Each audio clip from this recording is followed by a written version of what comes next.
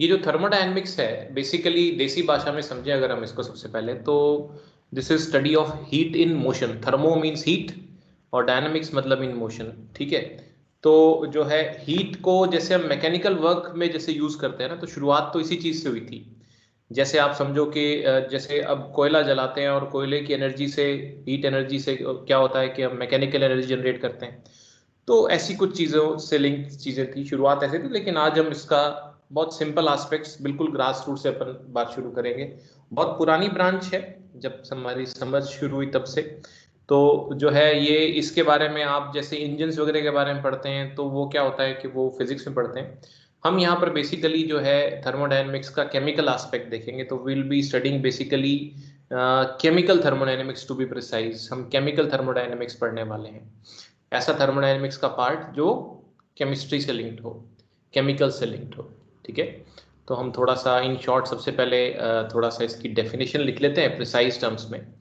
The branch of science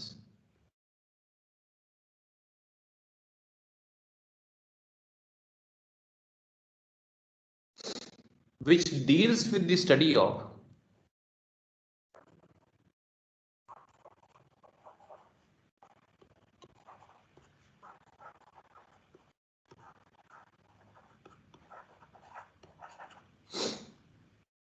different forms of energy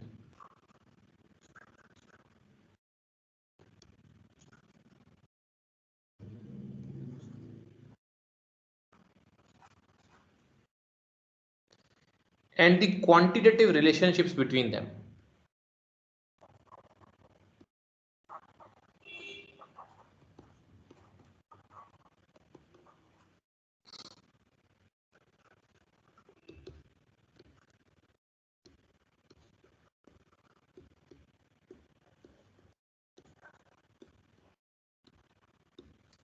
is called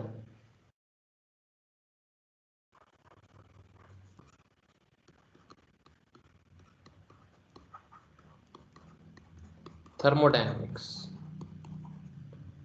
energy के अलग अलग forms और उनकी अमाउंट्स जो एक दूसरे में कन्वर्ट हो सके, जैसे अलग अलग तरह की एनर्जीज होती हैं, हीट एनर्जी होती है, लाइट एनर्जी होती है, मैकेनिकल एनर्जी होती है, अलग अलग तरह की एनर्जी है ना। तो उनके बारे में जो हम स्टडी करते हैं और उनके इंटर रिलेशनशिप्स जो हैं, तो वो क्या है इस थर्मोडायनेमिक्स में आता है। ठीक है, ये जो है जो पूरी थर्मोडायनेमिक्स है, ये जो है बेसिकली लॉज, कुछ लॉज इसके अंदर हम पढ़ेंगे। 3 लॉज है mainly, first law, second law और थर्ड लॉ। एक जेरोथ लॉ भी इसके अंदर आता है। तो कुछ चीज़ों को समझाने के लिए, और जो है मैंने आपको जैसे बताया कि बहुत पुराना कॉन्सेप्ट है ये, हमें जो शुरुआत से हमें जब से समझ शुरू हुई तो हमने, तो कोई बहुत मुश्किल ब्रांच नहीं, लेकिन समझ जो है हमें इसकी प्रॉपर तरीके से होनी चाहिए। बहुत पुराने समय से हम इन चीज़ों को समझते आए हैं। तो जो है इसको आगे बढ़ें उससे पहले कुछ टर्म्स और कॉन्सेप्ट्स हमें जो है इसके अंदर समझने जरूरी हैं। ठीक है, तो वो हम सबसे पहले अपन बात शुरू करेंगे। जैसे किसी भी चैप्टर में अपन बात शुरू करते हैं तो आप देखते हो कि हर चैप्टर की ना, लगभग हर चैप्टर की अपनी एक तरह की लैंग्वेज होती है, नई टर्मिनोलॉजीज होती है, नई डिक्शनरी होती है उसकी। तो उसी तरीके से इस चैप्टर की ये बिल्कुल अलग सी चीज़ है, तो इसकी अपनी एक डिक्शनरी है। तो इसको हम समझना शुरू करते हैं। ठीक है, तो हेडिंग डालिएगा अपने पास।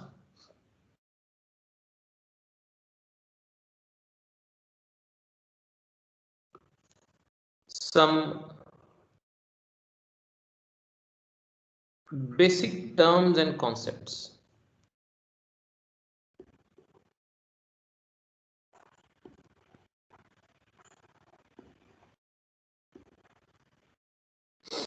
कुछ मेन चीजें जिसमें फंडामेंटली हमें यूज होते हैं, शब्द आएंगे, उनको हमें समझना है। ठीक है, तो इसमें जो है शुरू करते हैं अपनी बात। सबसे पहली चीज आती है इसमें, वो है system and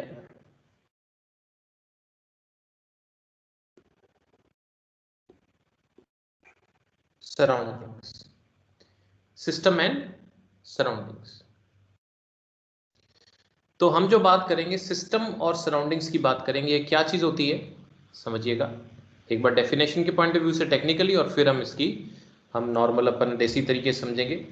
the part of the universe, क्योंकि ये ना कई बार डेफिनेशन ही आते, डिफाइन करो तो अपने को आना चाहिए। The part of the universe chosen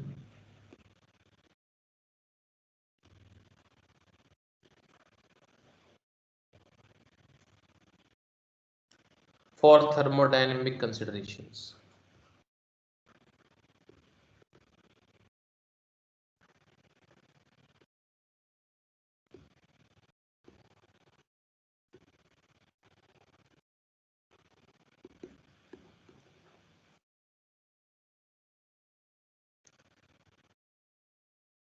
यानी कि इसका मतलब क्या हुआ, थर्मोडायनेमिक कंसिडरेशंस का मतलब क्या हुआ, that is to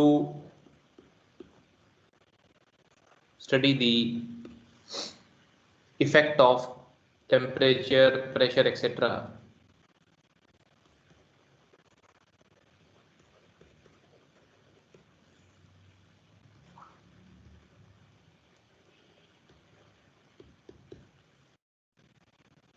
is called a system.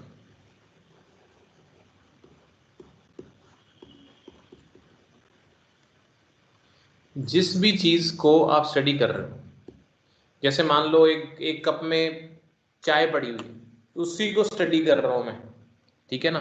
एक कप में गर्म चाय पड़ी है तो उसको मैं स्टडी कर रहा हूं, तो उसको मैं सिस्टम बोल दूंगा।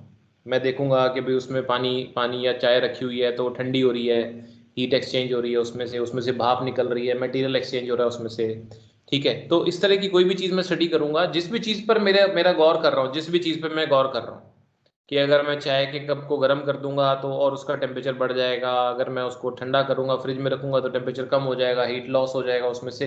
इस तरीके की कोई भी चीज़ इफेक्ट मैं स्टडी करता हूँ, किसी भी जिस भी चीज़ को मैं देखना चाहता हूँ उसको मैं क्या बोलूंगा, सिस्टम, ठीक है। और उस सिस्टम के चारों तरफ, सिस्टम को छोड़ के बाकी सारी चीजें जो हैं वो क्या कहलाएंगी, सराउंडिंग्स। और सिस्टम प्लस सराउंडिंग क्या कहलाएगा, वो कहलाएगा यूनिवर्स, ठीक है। देखो बात को समझना कि सिर्फ एक डेफिनेशन मात्र है, कहने का तरीका है। जैसे किचन में अगर चाय का कप रखा हुआ है तो चाय का कप मैं फोकस कर रहा हूँ, उसको मैंने स्टडी करना है, उसको ऑब्जर्व करना है, उसमें क्या हो रहा है। जैसे जैसे मैंने उसको रखा तो बाहर का टेम्परेचर कम है, सराउंडिंग्स का टेम्परेचर कम है, तो क्या होगा, और कप का टेम्परेचर ज़्यादा है तो हीट लॉस होगा, कप से जो है हीट कहाँ जाएगी, बाहर सराउंडिंग्स में जाएगी। तो मैं जिस चीज़ को स्टडी कर रहा हूँ, चाय के कप को स्टडी कर रहा हूँ मान लो, उसको देख रहा हूँ मैं, उसमें हीट, उसमें मैंने थर्मोमीटर लगा रखा है, तो वो तो कहलाएगा सिस्टम। और किचन जो है बाकी सारा एनवायरनमेंट उसका, वो क्या कहलाएगा, सराउंडिंग। और सिस्टम प्लस सराउंडिंग को बोलेंगे यूनिवर्स, ठीक है। As simple as this. तो जहां कोई बात ना समझ आए ना प्लीज बोल देना। तो इसमें अगर अपन आगे इसी में लिख लें कि the remaining portion of the universe. Sir, हाँ जी बोलो बेटे। सर मेरा नेटवर्क इशू आ रहा था, एक बारी वापस एक्सप्लेन कर दो थोड़ा सा। अच्छा अच्छा मैं कर देता हूँ, एक मिनट ये लिख लो, एक लाइन लिख रहा हूँ उसके बाद बताता हूँ। The remaining portion of the universe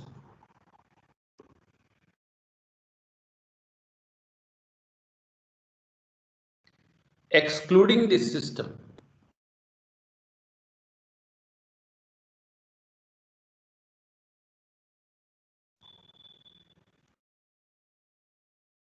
is called surroundings.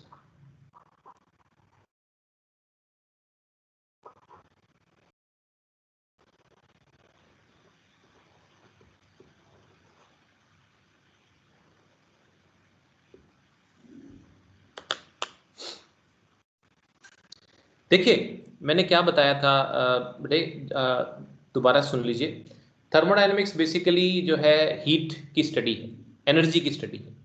Energy in motion, एक फॉर्म से दूसरी फॉर्म में बदलना, एक जगह से दूसरी जगह ट्रांसफर होना, इस तरह की बातें हम उसमें स्टडी करते हैं। कुछ टर्म्स और कॉन्सेप्ट्स इसमें अप्लाई करने हैं, कुछ टर्मिनोलॉजीज नई नई हमने सीखनी है। तो इसमें जो टर्मिनोलॉजी है सबसे पहले सिस्टम एंड सराउंडिंग्स। तो जैसे सिस्टम क्या है, जिस भी चीज को आप स्टडी कर रहे हो, जिस भी चीज को आप स्टडी कर रहे हो, एक बॉटल में पानी भर के रखा हुआ है जैसे मैंने बताया, या मतलब चाय का कप है, जो भी कोई भी चीज, कोई भी आप एक बीकर में पानी भर के रखा हुआ है, बीकर में कोई गैस है, कुछ भी चीज को, जिस भी चीज को आप स्टडी कर रहे हो उसको आप क्या बोलोगे, उसको आप बोलोगे सिस्टम। और उसके आसपास को बोलोगे आप सराउंडिंग्स। ठीक है, और सिस्टम प्लस सराउंडिंग को आप क्या बोलोगे, यूनिवर्स। बस इतनी सी बात बताइए, कुछ टर्मिनोलॉजीज हैं जो हमने समझनी है, ठीक है। तो इसमें जो ये तो होगी सिस्टम सराउंडिंग्स, और इसमें आगे आप लिख लीजिए, ओके है ना, ठीक है। 10 सिस्टम एंड द सराउंडिंग। शुरुआत तो थी ना किसी चैप्टर की, तो बड़ी मतलब सुपरफिशियल सी बातें यो बेकार सी लगती हैं, एक बार धीरे धीरे उसमें आनंद आने लगता है, मतलब या फिर कोई चीज समझने लगे। अभी तो कुछ है भी नहीं ऐसा कुछ परेशान करने वाला, सिंपल सी बातें हैं, इसको सिंपल ही ली जाए, ज्यादा हैवीली ना सोचा जाए। The system and surroundings together constitute the universe।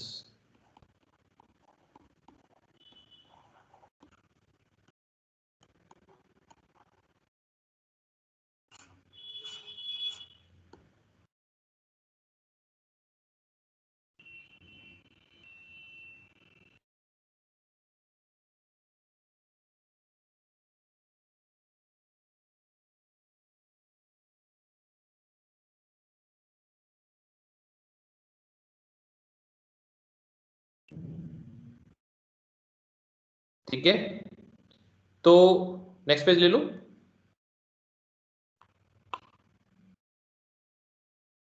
Okay, अब क्या है,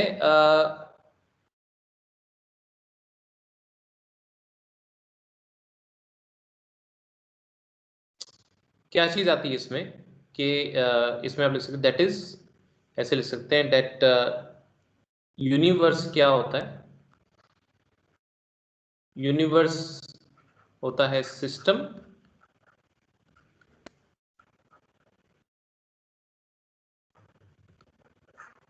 plus surroundings.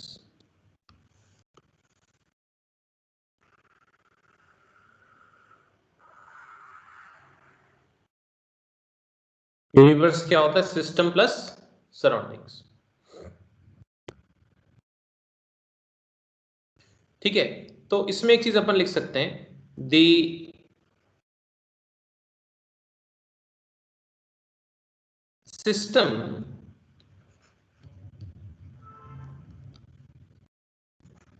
is separated from the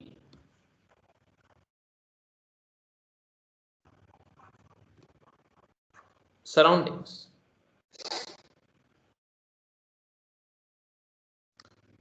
by a real or imaginary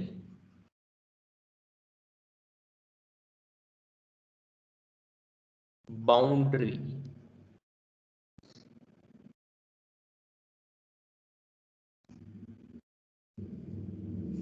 नया शब्द आया, और बाउंड्री। अब जैसे कप है, कप में चाय रखी हुई है, तो जो है सिस्टम तो वो चाय है, ठीक है, और सराउंडिंग जो बाहर की किचन है, और बाउंड्री हो गया कप, तो वो एक रियल बाउंड्री है। ऐसे ही एटम को स्टडी कर, हमने एटम में भी तो जो हीट एक्सचेंज वगैरह पढ़े हैं ना, ionisation enthalpy, electron gain enthalpy, तो एंथैल्पी क्या है, वही थर्मोडायनेमिक्स में तो पढ़ेंगे हम इसको। हीट एक्सचेंज है, heat in motion, heat absorb होती है या रिलीज होती है, तो एटम सिस्टम है, और बाहर सराउंडिंग है, एटम के बाहर का हिस्सा सराउंडिंग है। तो एटम और बाहर के हिस्से में एक एक्चुअल बाउंड्री नजर नहीं आती हमें, तो वो इमेजिनरी बाउंड्री कहते हैं, भाई यहाँ तक एक एटम होता है, मान लो लास्ट इलेक्ट्रॉन तक एक एटम होता है, हम ये कह देते हैं। तो उसमें रियल कोई बाउंड्री नजर नहीं आ रही, मगर इमेजिनरी है, मगर बाउंड्री है, भी एटम का दायरा है, यहाँ तक है। हाँ, चाय को रखा हुआ है कप के अंदर, तो कप जो है वो एक एक्चुअल बाउंड्री है, कप जो कप अपना है, चाय उसमें सिस्टम है, बाहर किचन सराउंडिंग है, और कप जो है वो बाउंड्री है ना, है ना, सिंपल सी बात, कोई खास मुश्किल बात तो नहीं है ना इसके अंदर। तो 4 नाम आ गए आपके पास अब तक, सिस्टम, सराउंडिंग्स, यूनिवर्स और boundary. Any doubt, any doubt with it? ठीक है, तो मौन का मतलब है कि कुछ नहीं, सब बढ़िया है, कोई दिक्कत नहीं आ रही सर, आगे बढ़ते चले। तो हम आगे बढ़ते हैं। अब क्या है कि हम सिस्टम जो होते हैं हमारे 3 टाइप्स के होते हैं, टाइप्स ऑफ सिस्टम्स हम बात करते हैं। अगली चीज जो अब समझते हैं हम, वो क्या है, टाइप्स ऑफ सिस्टम्स। तो दूसरी चीज हमने समझनी है इसमें, टाइप्स ऑफ सिस्टम्स।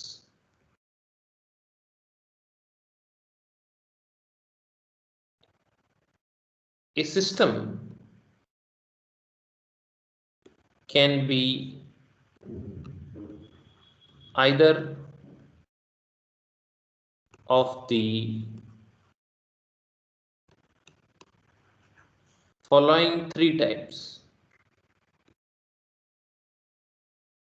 सिस्टम जो है तीन तरीके का हो सकता है, तीन में से कोई एक तरीके का हो सकता है। सबसे पहला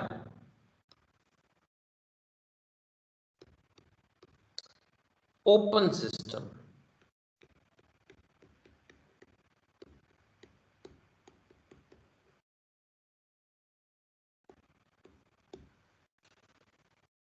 ठीक है, इसकी डेफिनेशन लिख रहे थे, system is said to be open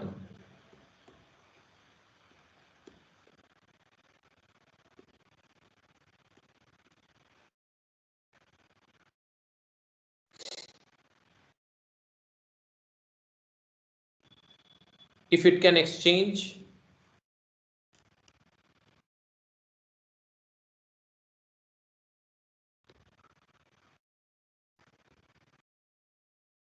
both matter and energy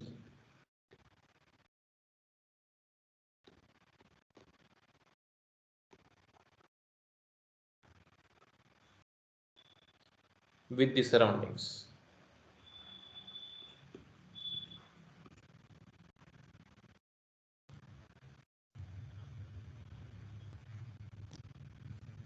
matter और एनर्जी दोनों को सराउंडिंग से एक्सचेंज कर सके, वो जो है वो क्या कहलाता है आपका, ओपन सिस्टम कहलाता है। जैसे अगर आप बात करो कि जैसे आप यूँ समझो कि एक वेसल के अंदर जो है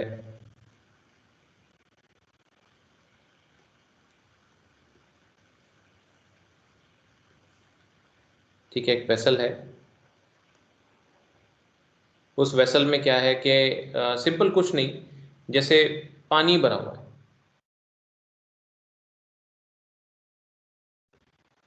वाटर है इसके अंदर, ओपन वेसल है,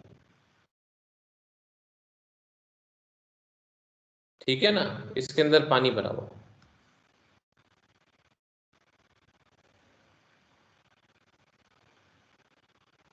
तो अब क्या है कि, और ये वेसल जो है आपका कंडक्टिंग टाइप का वेसल है, यानी वेसल भी जो है आपका ऐसा होना चाहिए कि जो है वो कंडक्टिंग टाइप का हो, मतलब उसको जैसे मेटल का बना हो जो हीट को एक्सचेंज कर सके।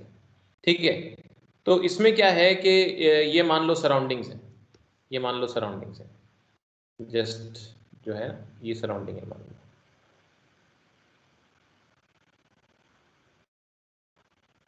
ठीक है, तो सराउंडिंग्स से अगर आप हीट देते हो इसको,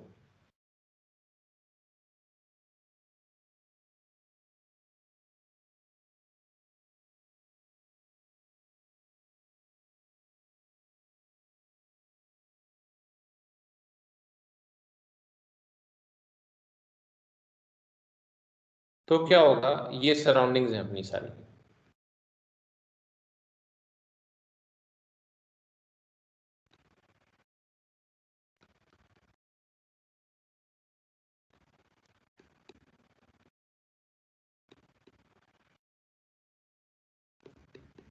तो वाटर वेपर सारा ऊपर उड़ेगा,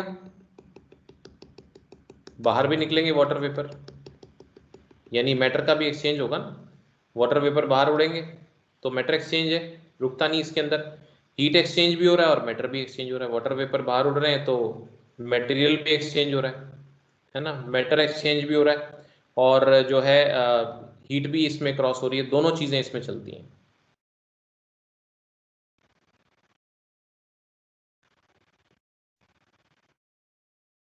ठीक है, ऐसे ही मान लो एक और वेसल लेते हैं, उसमें जो है एक मार्बल का टुकड़ा है, मार्बल, मार्बल आपको पता है कैल्शियम कार्बोनेट होता है, और हमने डाल दिया उसमें HCl। आपको पता है कार्बोनेट और बाइकार्बोनेट्स के एसिड से रिएक्शन करवाते हैं तो कौन सी गैस बनती है?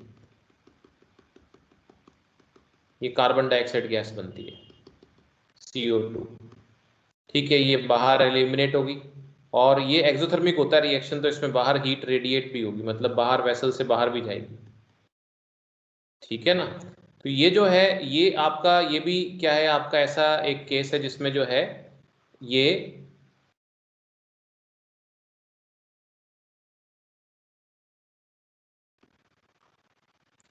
ओपन सिस्टम है। ओपन सिस्टम में मैटर भी एक्सचेंज हो सकता है, जैसे आप देख रहे हो गैस बाहर जा रही है, ठीक है, मैटर भी एक्सचेंज हो सकता है और एनर्जी भी एक्सचेंज हो सकती है, हीट आ भी सकती है और जा भी सकती है। फर्स्ट केस में हम गर्म कर रहे हैं, हीट अंदर जा रही है सिस्टम में, दूसरे केस में एक्सोथर्मिक प्रोसेस है तो हीट बाहर भी जा रही है सिस्टम से। ठीक है ना। तो इसमें ये बना लीजिए, फिर हम आगे बढ़ते हैं।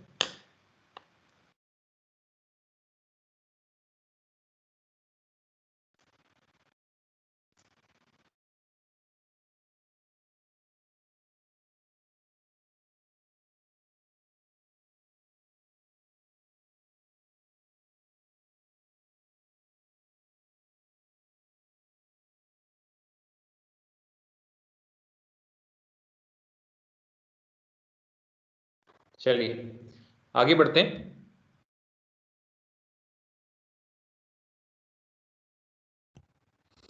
इसमें क्या है, इसके एग्जाम्पल लिख लेते हैं ओपन सिस्टम का।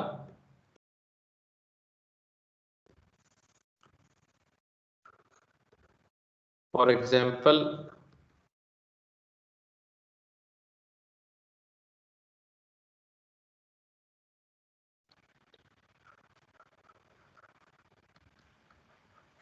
heating of water in an open vessel, या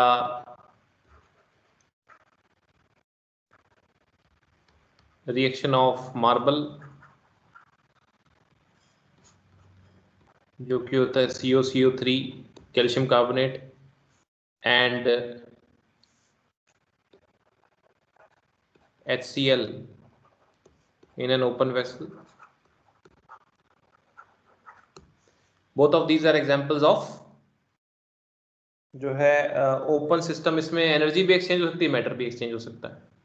दूसरा आता है क्लोज सिस्टम, दूसरी कैटेगरी जो आती है सिस्टम में, that is known as closed system.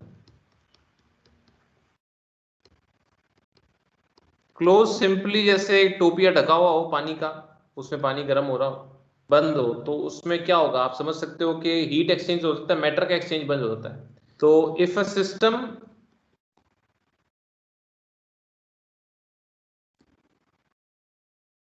can exchange only energy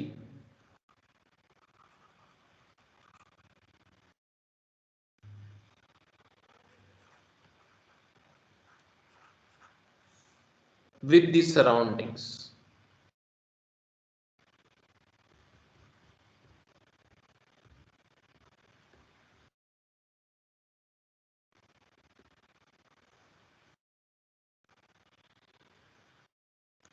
but not matter,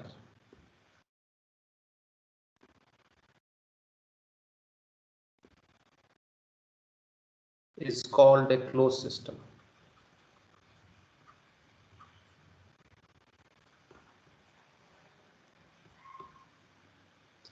ठीक है ना। तो इसको क्या बोलते हैं, जो है क्लोज सिस्टम बोलते हैं। For example water placed in a closed metallic, यानी कि मेटेलिक से मतलब कंडक्टिंग वेसल होना चाहिए। ठीक है ना, कंडक्टिंग वेसल हो तो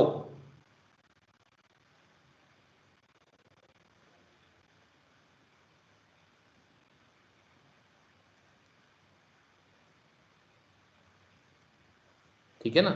तो क्या होगा कि जैसे आप समझो बात को कि अगर वो कंटेनर बंद होगा तो वाटर है, वेपर भी है, ठीक है, लेकिन और आप इसको हीट करते हो। वाटर है, वेपर है, तो हीट एक्सचेंज तो होगा। मतलब आप समझें कि ऐसे सिस्टम में हीट एक्सचेंज तो होगा, लेकिन मैटर एक्सचेंज नहीं होगा। गैस कोई या वाटर कोई बाहर ना गया ना अंदर आया, मैटर एक्सचेंज नहीं हो पाता क्लोज सिस्टम में। सिर्फ हीट एक्सचेंज होती है, क्योंकि हमारा मेटेरियल जो वेसल है वो कंडक्टिंग वेसल है। मैटर एक्सचेंज नहीं हो पाता इसमें। वहां पर क्या था, जो ओपन सिस्टम था, ओपन सिस्टम में तो मैटर एक्सचेंज भी हो रहा है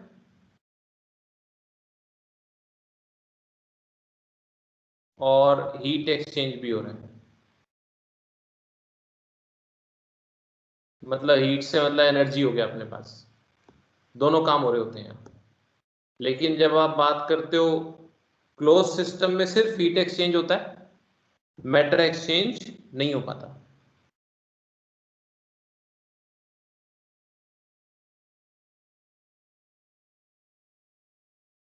सर वेपर्स में तो चेंज होता है ना? है वेपर्स में तो चेंज होता है ना? हाँ, पर अपने तो सिस्टम पूरा ये वेसल है ना। जिस चीज को अपन स्टडी कर रहे हैं वो पूरे वेसल को स्टडी कर रहे हैं ना। तो वेसल में तो कोई मेटेरियल का बैटर, मतलब आप समझो कि वेसल अपना जो है, मान लो ये मैं येलो से शेड कर देता हूँ, वेसल अपना सिस्टम है, ठीक है ना। वेसल जो है ये तो अपना सिस्टम है, और ये अपना सराउंडिंग है। तो बेसिकली आप ये देखो कि सराउंडिंग और सिस्टम में क्या एक्सचेंज हो रहा है। आपको ये देखना है कि सराउंडिंग और सिस्टम में क्या क्या एक्सचेंज हो रहा है। तो आपको ये पता लगेगा कि सराउंडिंग और सिस्टम की जब आप बात करोगे तो उनमें क्या है, हीट एक्सचेंज जो है वो तो हो रहा है। जैसे आप इस वेसल को आपने गर्म किया तो ये गर्म हो जाएगा, नॉर्मल रख दोगे तो ये वापस ठंडा भी हो जाएगा, बाहर रेडिएट कर देगा हीट, लेकिन मैटर इसके अंदर बंद रहेगा। जैसे प्रेशर कुकर में, प्रेशर कुकर एक तरह का क्लोज सिस्टम है, अनटिल आप सीटी ना लगाएं उसमें, मतलब सीटी को बजने ना दें बिल्कुल टाइट पैक कर दें उसको। तो उसमें क्या हो रहा है कि जो है हीट एक्सचेंज पॉसिबल है, उसके अंदर गर्म कर सकते हैं आप उसको, ठंडा कर सकते हैं उसको आपको, लेकिन मैटर एक्सचेंज नहीं हो पाएगा, वो सिस्टम के अंदर ही रहेगा। तो वो क्लोज सिस्टम कहलाता है, ठीक है। ओके ठीक है, सर। अब तीसरा जो आता है वो कहलाता है आइसोलेटेड सिस्टम, ठीक है। थर्ड कैटेगरी जो आती है, मैं नया पेज ले रहा हूं।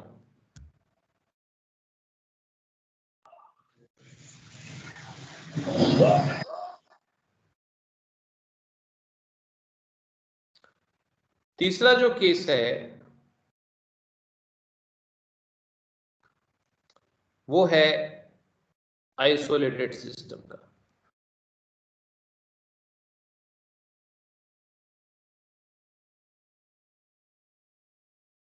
आइसोलेटेड का मतलब होता है अलग थलग होता है ना, वैसा आइसोलेट का मतलब क्या होता है, अलग कर देना। तो इतना अलग होता है कि ना तो वो एक्सचेंज मैटर का होता है ना ही एनर्जी का होता है। तो in such a system,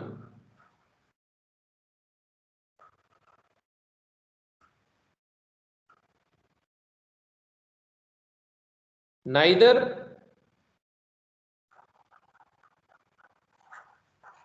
exchange of matter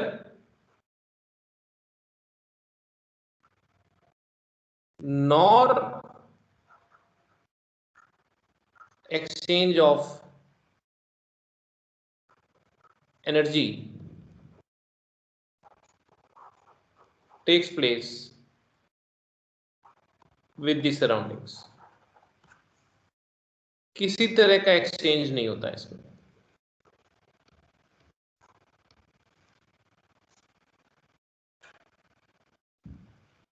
ठीक है ना। किसी तरह का भी एक्सचेंज नहीं हो पाता इसके अंदर। जैसे एग्जाम्पल की बात करें,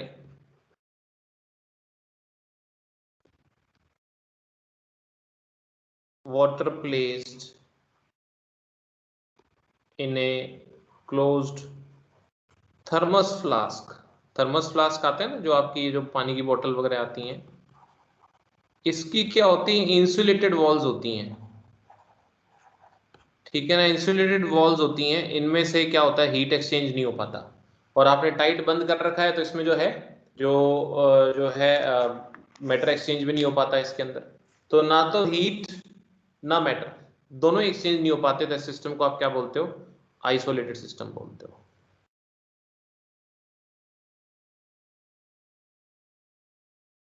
ठीक है ना। इसकी वॉल्स जो होती है ना वो नॉन कंडक्टिंग टाइप की होती है, मतलब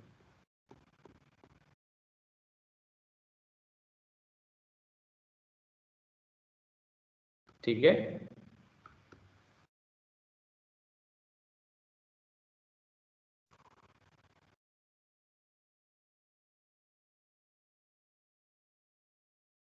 तो ये आपका एक क्या होता है, आइसोलेटेड सिस्टम होता है।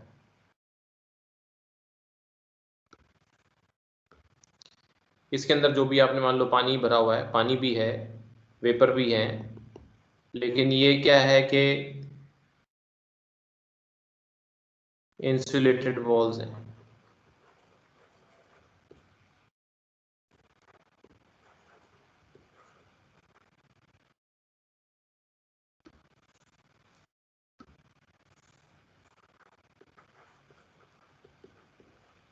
ना तो इसमें हीट एक्सचेंज होगा, अपन देखते ही अपना खाना गर्म का गर्म रहता है, या आपका पानी आपका गर्म तो गर्म रहता है, चिल्ड हो ठंडा हो तो ठंडा रहता है।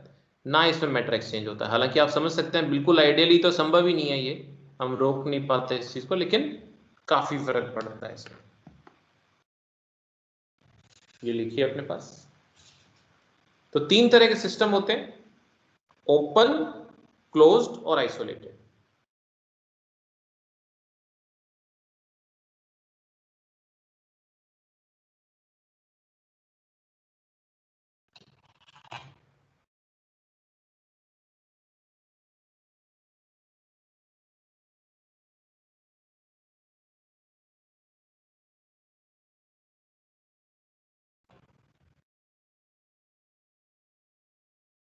अब देखिए अगली चीज क्या आती है, और इसी में टर्मिनोलॉजीज की बात करें तो वो है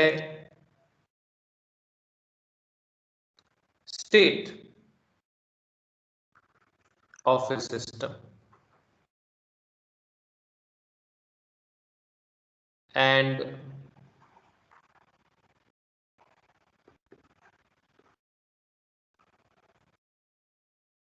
state variables.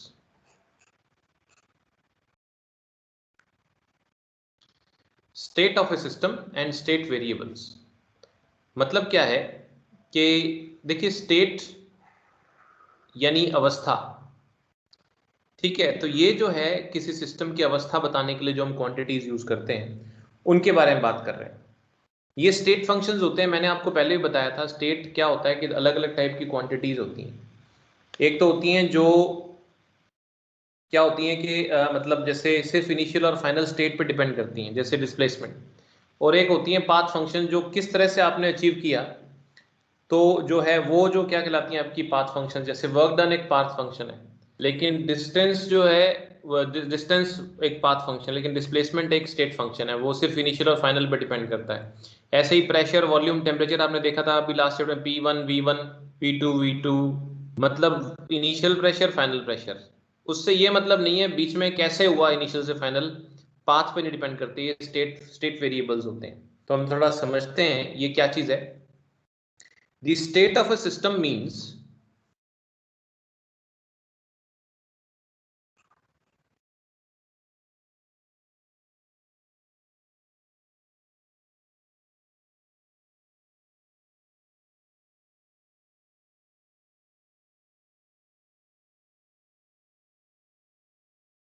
the condition of the system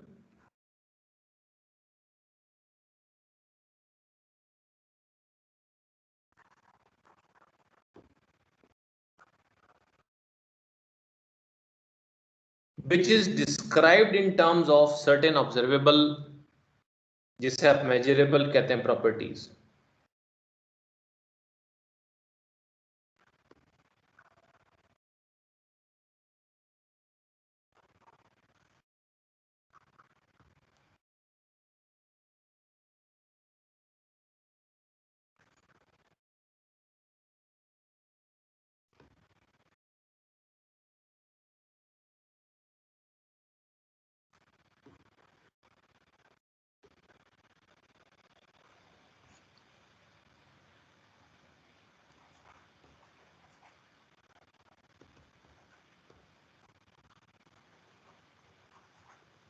For example, temperature,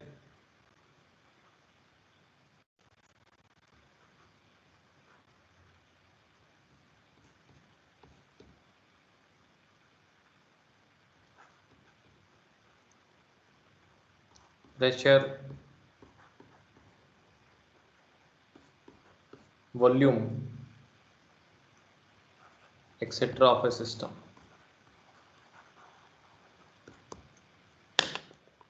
ये लिख लीजिए। किसी की अवस्था डिसाइड करे, भाई इतना प्रेशर है, इतना टेम्परेचर है,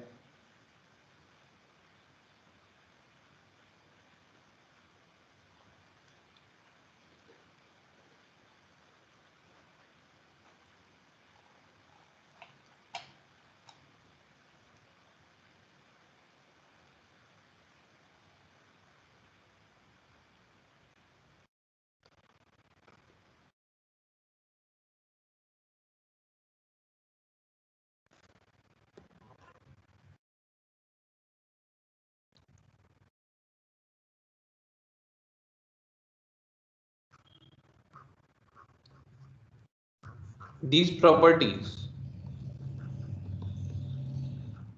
are called state variables.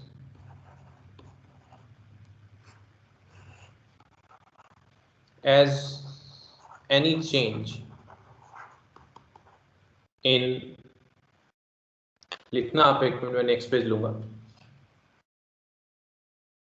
थोड़ी शुरू में थोड़ी बातें बोरिंग भी होती हैं, पर बर्दाश्त करनी पड़ती है, क्योंकि डेफिनेशन के पॉइंट ऑफ व्यू से डेफिनेशन भी आ जाती है इसकी, तो ढंग से पता होना चाहिए अपने को।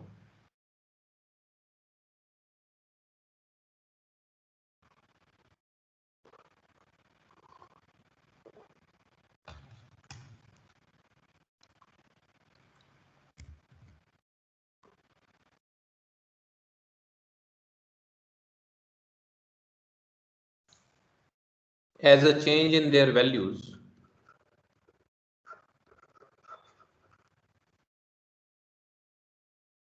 changes the state of a system.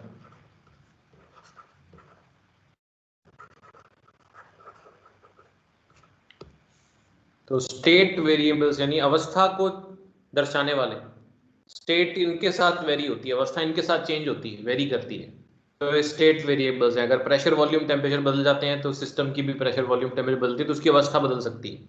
तो वो जो है इसीलिए क्या कहलाते हैं, स्टेट वेरिएबल्स कहलाते हैं।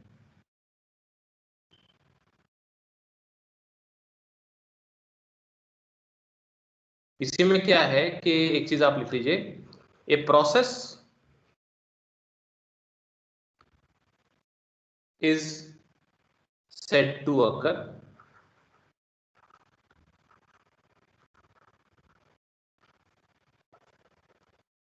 when the state of a system changes.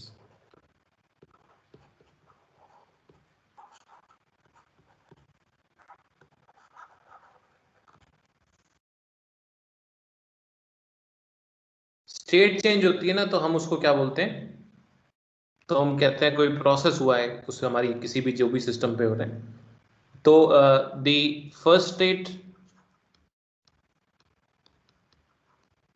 Is called initial state, मतलब initial pressure, initial volume, and the last state is called the final state, final pressure, final volume, मतलब ये। ठीक है, बहुत सिंपल बात है, कोई ज्यादा मुश्किल बात नहीं है, इसको जितना बताया जा रहा है उतना ही लेना है, तो ज्यादा हेवीली नहीं सोचना है इसको, क्योंकि इसमें कुछ और सोचने वाला है ही नहीं। ठीक है, अगली चीज state variables, sorry state functions.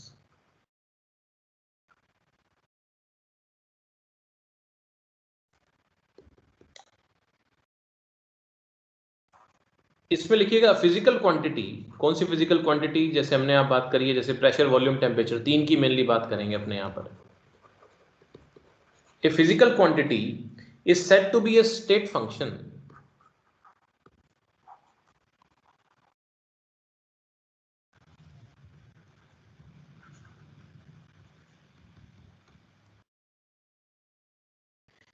if its value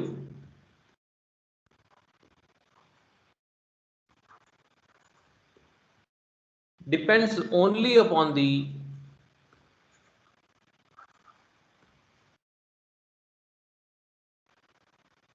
state of the system.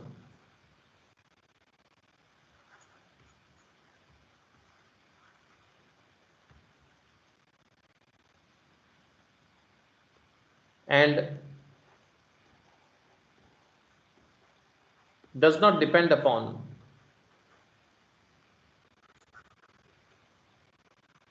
the path through which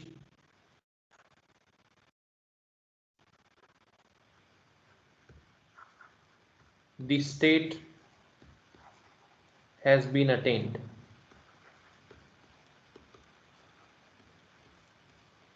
Is called a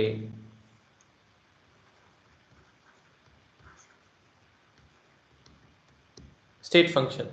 एक ऐसी फिजिकल क्वांटिटी जो जिसकी वैल्यू सिर्फ इसकी स्टेट पर डिपेंड करती है, कैसे वो स्टेट अचीव की गई है उस पर डिपेंड नहीं करती, पाथ पर डिपेंड नहीं करती, तो उसको आप क्या बोलते हैं?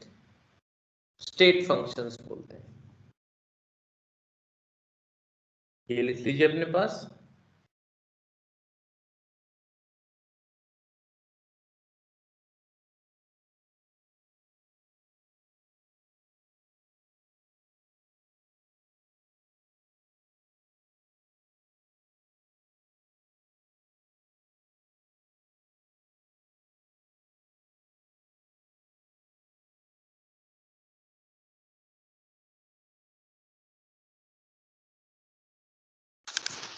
तो इसमें जैसे आप, हाँ जी बोलो, इसमें जैसे आप एग्जांपल्स लिख, हैं जी कुछ कह रहे हैं? यस सर, इसको थोड़ा सा ऊपर करना। ठीक है, यस सर। जैसे इसमें वही आ जाएंगे अपने पास स्टेट फंक्शन, वही प्रेशर, वॉल्यूम, टेम्परेचर, इस तरह की चीजें जो है अपने पास आ जाएंगी। स्टेट फंक्शन क्या होता है? जैसे मान लो इसमें कहते हैं, मान लो एक बिल्डिंग है, ठीक है, एक बिल्डिंग है, मल्टी स्टोरी बिल्डिंग है,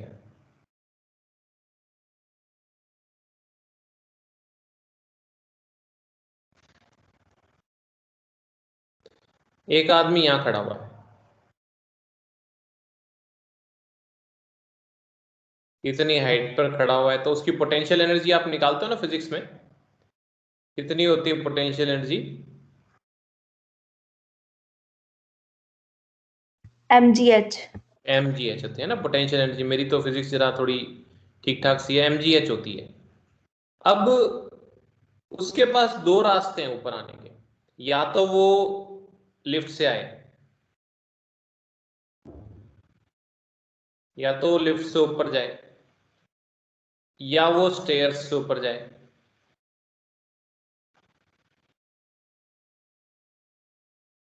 ठीक है ना, भागा भागा स्टेयर्स से ऊपर जाए, तो यहां पर आने पर उसकी पोटेंशियल एनर्जी लिफ्ट से आने पर ज्यादा होगी कि स्टेयर्स से आने पर ज्यादा होगी? दोनों में सेम होगी सर। दोनों में सेम होगी, चाहे लिफ्ट से हो चाहे स्टेयर्स से हो, उस चीज से मतलब ही नहीं है कि वो कैसे आया, ठीक है ना। लेकिन तो इसीलिए क्या है, पोटेंशियल एनर्जी जो है ना वो एक स्टेट फंक्शन है, वो उस अवस्था में जहां पर वो है उस पर डिपेंड करती है। लेकिन वर्क डन जो होता है ना, ये तो स्टेट फंक्शन होगी। लेकिन ये जो है ना वर्क डन लिफ्ट में से आने में और जो है स्टेयर से आने में अलग अलग करेगा वो। तो वर्क जो होता है ना वो एक पाथ फंक्शन होता है। तो इस तरह से क्या होता है कि क्वांटिटीज जो होती है ना, ये हमारी जो फिजिकल क्वांटिटीज होती हैं, ऐसी फिजिकल क्वांटिटीज जो सिर्फ इनिशियल और फाइनल स्टेट पे डिपेंड करती हैं, जैसे P1 P2, इनिशियल स्टेट और फाइनल स्टेट, V1 और V2, तो वो कहलाती हैं आपकी स्टेट फंक्शंस। दूसरी क्या कहलाती हैं आपकी, जो पाथ पे डिपेंड करें वो कहलाती हैं पाथ फंक्शंस। ठीक है, किस रूट से आए हैं, किस रास्ते से आए हैं, इस पर डिपेंड करें तो पाथ फंक्शन होती है। लेकिन हमने जिनमें डील करना है यहां पर, they will be what, they will be state functions. ठीक है,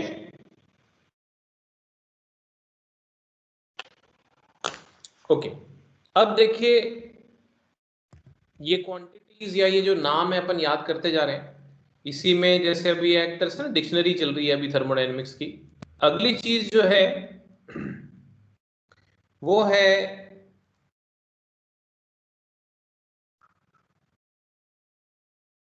मैक्रोस्कोपिक सिस्टम एंड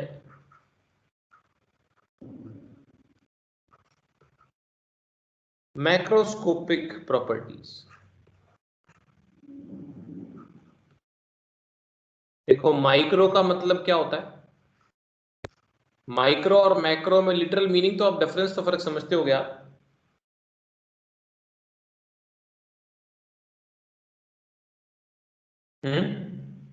माइक्रो का मतलब क्या होता है, छोटा या बहुत थोड़ा, और मैक्रो का मतलब होता है बड़ा। तो माइक्रोस्कोपिक और मैक्रोस्कोपिक, तो यहां पर जो हम थर्मोडायनेमिक्स में पढ़ते हैं मैक्रोस्कोपिक उसको बोलते हैं ऐसा सिस्टम जिसमें खूब सारे पार्टिकल्स हो। इफ अ सिस्टम कंटेन्स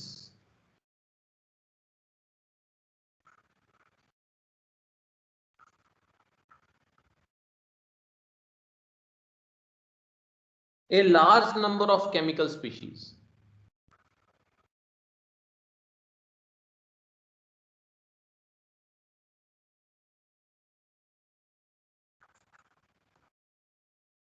ठीक है ना, काफी सारी केमिकल स्पीशीज, स्पीशीज से मतलब हुआ एटम्स हो सकते हैं उसमें, खूब सारे मॉलिक्यूल्स हो सकते हैं, आयंस हो सकते हैं, कुछ भी ऐसी चीज,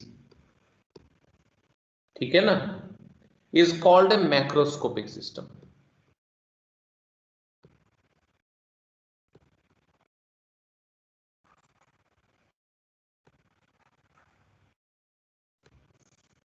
इन थर्मोडायनेमिक्स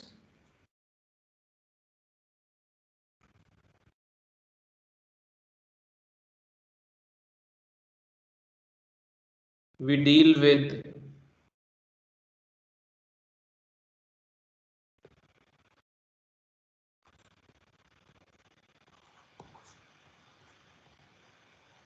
मैक्रोस्कोपिक सिस्टम से डील करते हैं हम थर्मोडायनेमिक्स। थर्मोडायनेमिक्स से हम माइक्रो नहीं, मैक्रो मतलब जैसे चाय का कप है तो उसमें कितने ढेरों मॉलिक्यूल है, ठीक है ना, तो खूब सारे ऐसे मॉलिक्यूल से डील करते हैं, मतलब एक दो को नहीं लेते, किसी एक को ले लिया ऐसे को नहीं लेते हम, ठीक है ना, बल्क में लेते हैं हम मैटर को,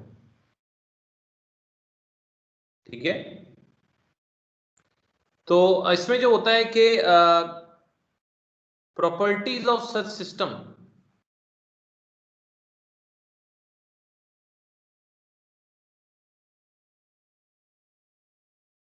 आर कॉल्ड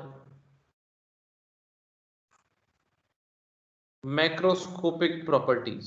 प्रॉपर्टीज तो वही है, प्रेशर, वॉल्यूम, टेम्परेचर, मगर किसी एक माइक्रोस्कोपिक यानी कोई एक एटम मॉलिक्यूल की बात नहीं कर रहे, ढेरों एटम मॉलिक्यूल की बात कर रहे हैं इकट्ठे, बल्क में ले रहे हैं मैटर को। चाय का एक मॉलिक्यूल नहीं ले रहे, पूरा चाय का कप ही ले रहे हैं अपने, पूरा चाय का प्याला, खूब सारी चाय ले रहे हैं, उसके खूब सारे अरबों खरबों मॉलिक्यूल, तो थोड़े कह रहा हूं, बहुत सारे मॉलिक्यूल्स हैं उसके अंदर, तो वो मैक्रोस्कोपिक सिस्टम्स कहलाते हैं, ठीक है।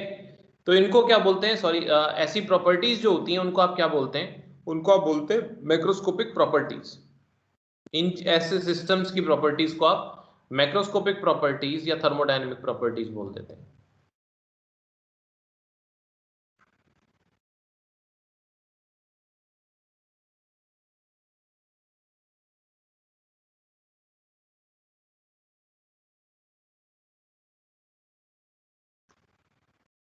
थर्मोडायनेमिक प्रॉपर्टीज या मैक्रोस्कोपिक प्रॉपर्टीज बोल देते हैं, ठीक है ना। This can be of two types, ये दो तरह की हो सकती हैं।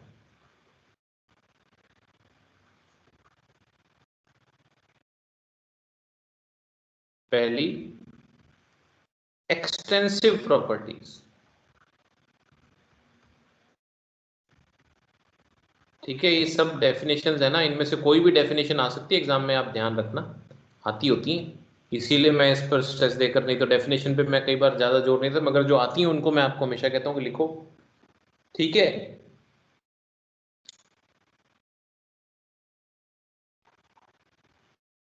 such macroscopic properties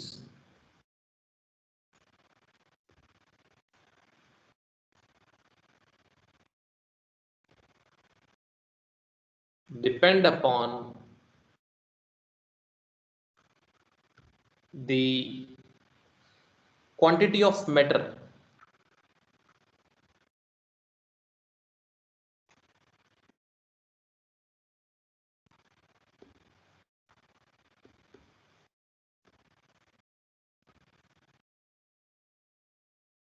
contained in this system। अभी समझाता हूं आपको मैं भी ये कैसे, जैसे मास हो गया है, इस तरह की क्वांटिटीज में क्या आ जाएगा, मास आ जाएगा, वॉल्यूम आ जाएगा, हीट कैपेसिटी एक चीज होती है, हम आगे समझेंगे, हालांकि ये डिलीटेड टॉपिक है अब तो, ठीक है। इसी की तरह से जैसे इंटरनल एनर्जी एक चीज होती है, वो भी एक्सटेंसिव प्रॉपर्टी होती है। एंथैल्पी होती है, एंट्रोपी होती है, मतलब ये अमाउंट ऑफ द सब्सटेंस पे डिपेंड करती हैं, कितना अमाउंट है, जितना ज़्यादा होगा उतना ज़्यादा ये प्रॉपर्टी बढ़ जाएंगी, ये कम होगा तो कम हो जाएंगी, ठीक है। एंट्रोपी बोलते हैं, ENTROPY, एंट्रोपी, ठीक है। Enthalpy, ENTHALPY, Gibbs free energy, इस तरह की कुछ क्वांटिटीज आप इसमें देखेंगे।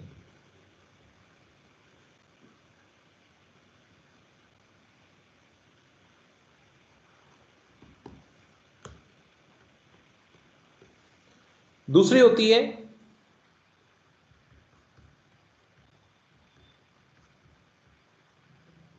Intensive properties.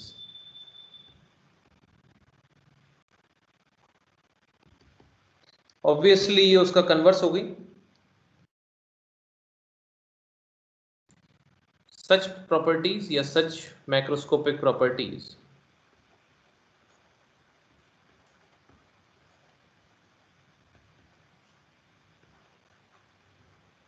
do not depend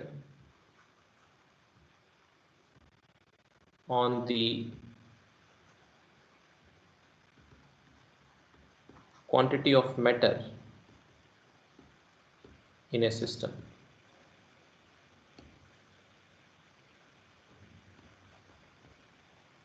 They only depend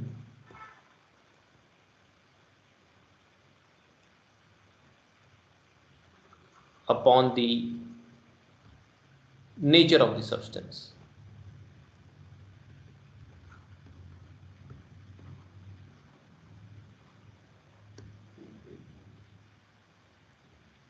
जैसे इसके एग्जांपल में लेते हैं अपने टेम्परेचर,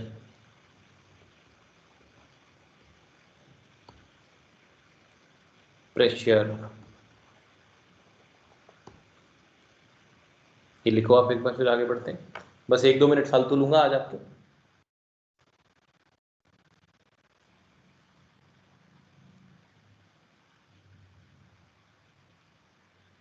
सर गिब्स फ्री दोनों में एनर्जी फर्क क्या क्या होता है? है? एनर्जी क्या होता है? हाँ जी, ये भी आगे अपन पढ़ेंगे बेटा, ये गिब्स फ्री एनर्जी वगैरह ना, तो ये तो होती है and extensive depend upon quantity of matter, जितना सब्सटेंस होगा उतना ज़्यादा नजर आएंगी।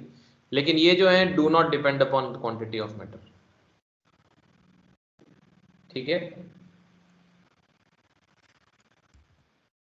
इसी में इंटेंसिव में जैसे और अपन कर रहे हैं, और 1-2 एग्जांपल लिखे क्वांटिटीज का, तो जैसे आप देखो रिफ्रैक्टिव इंडेक्स। अब रिफ्रैक्टिव इंडेक्स जो है, जैसे ग्लास का आपने पढ़ा 1.5, अगर आपको ध्यान हो तो वो बस उतना ही होता है। मैटर कम हो ज्यादा हो, कांच का टुकड़ा बड़ा हो छोटा हो, कम हो ज्यादा हो, क्या फर्क पड़ता है? रिफ्रैक्टिव इंडेक्स तो उतना ही रहता है, वो तो चेंज होता नहीं, तो वो एक इंटेंसिव प्रॉपर्टी है। ऐसी विस्कोसिटी हो गया, गाढ़ापन जो होता है किसी चीज का, कम हो ज्यादा हो, सैंपल कितना मर्जी हो। डेंसिटी, डेंसिटी तो फिक्स ही रहती है, वाटर की डेंसिटी 1 आपने पढ़ी हुई है ग्राम पर सेंटीमीटर क्यूब, तो वो चाहे एक लोटा भर के पानी हो, चाहे आपका कितना ही पानी हो, थोड़ा एक चम्मच में ले लो तो भी डेंसिटी थोड़ी बदलती है उसकी। सरफेस टेंशन, ये सब इंटेंसिव प्रॉपर्टीज हैं, ये अमाउंट पर डिपेंड नहीं करती। स्पेसिफिक हीट, ये स्पेसिफिक हीट तो भी आपको नहीं पता, ये अपन अभी आगे बात करेंगे, हालांकि ये डिलीटेड टॉपिक में है। Specific heat, heat capacity deleted है, फिर भी हम डिस्कस कर लेंगे। फ्रीजिंग पॉइंट, अब वाटर का फ्रीजिंग पॉइंट जो 0 डिग्री सेल्सियस है, भले ही थोड़ा लो चाहे ज़्यादा लो। बॉइलिंग पॉइंट भी एक इंटेंसिव प्रॉपर्टी है वाटर का, जैसे बॉइलिंग पॉइंट आपका 100 डिग्री सेल्सियस है तो चाहे कम हो ज़्यादा हो, ठीक है। ईएमएफ ऑफ सेल, सेल का जो ईएमएफ है ये भी जो है आपका फिक्स वैल्यूज आती हैं।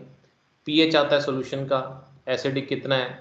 अब पीएच अगर उसका, अगर मान लो 5 पीएच का एसिड है कोई, तो उसको एक दूसरी बोतल में भर लोगे, अगर आधा आधा कर लोगे तो भी पीएच तो उसका जो है 5 ही रहेगा।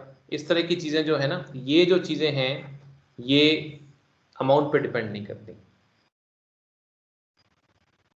अब जैसे इसको एक एग्जांपल से समझाते हैं, जैसे मान लो एक कंटेनर है,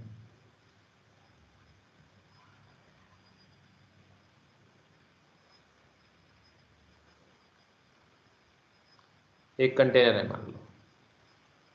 इस कंटेनर में क्या है कि इस कंटेनर की जो वॉल्यूम V है और टेम्परेचर T है, ठीक है। इसमें गैस भरी हुई है। अब क्या करते हैं, इसमें गैस भरी, इस कंटेनर को ना, इस कंटेनर में हम एक जो है, आप लोग समझो, इस कंटेनर में हम एक पार्टीशन लगा देते हैं।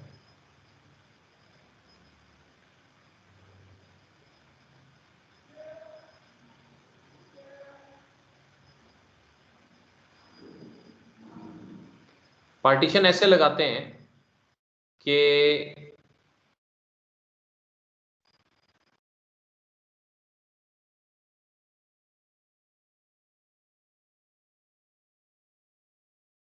ठीक है ना, ये पार्टीशन लगा दिया इसके बीच में।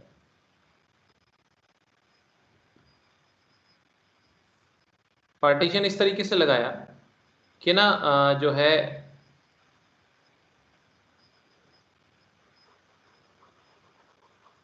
हाफ हाफ हो गया, तो गैस का वॉल्यूम इधर क्या हो जाएगा, अब इधर वॉल्यूम कितना हो जाएगा, इस हिस्से में वॉल्यूम क्या हो जाएगा, V/2, इधर क्या हो जाएगा V/2। लेकिन टेम्परेचर, टेम्परेचर इधर भी T है, अभी भी इधर भी T है।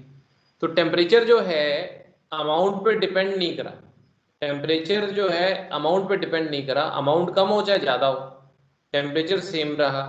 तो टेम्परेचर एक इंटेंसिव प्रॉपर्टी है। लेकिन वॉल्यूम जो है वो अमाउंट पे डिपेंड किया, अमाउंट आपकी कम होती ही वॉल्यूम भी ज़्यादा हो गया, तो वो क्या है, एक एक्सटेंसिव प्रॉपर्टीज होती है। तो इस तरीके से एक सिंपल से एग्जांपल से समझाया हुआ है आपको कि intensive properties are independent of amount of the substance, ठीक है। लेकिन extensive properties they depend upon the amount of the substance, amount जितना ज़्यादा या कम होगा उस हिसाब से वेरी कर सकते हैं। जैसे हमने यहाँ पर जो है वॉल्यूम एक्सटेंसिव प्रॉपर्टी है, जगह कम कर दी, वॉल्यूम भी गैस का कम हो गया।